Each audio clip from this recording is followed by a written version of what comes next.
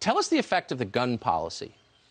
Yeah, the gun policy here, the president, he didn't change the law, but he changes the regulations.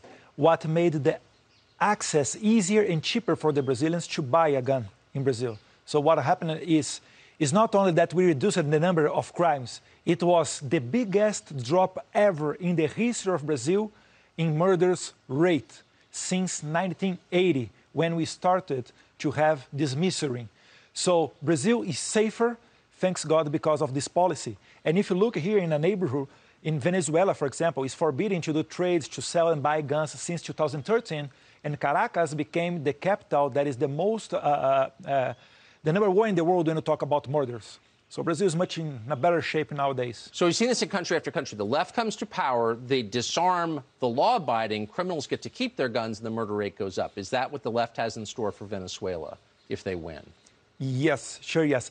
Especially in Brazil here, this very strong gun control law that we have, and I usually say that it's not a gun control, it's a gun restriction. It started in 2003. And since then, they promised to us that the number of the crimes would reduce. But in fact, is year after year, we had a new record of number of murders.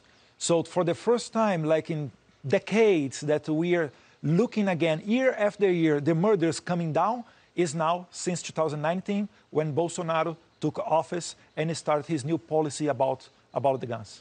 If your administration loses this next election, do you believe the new administration will ban civilian gun ownership?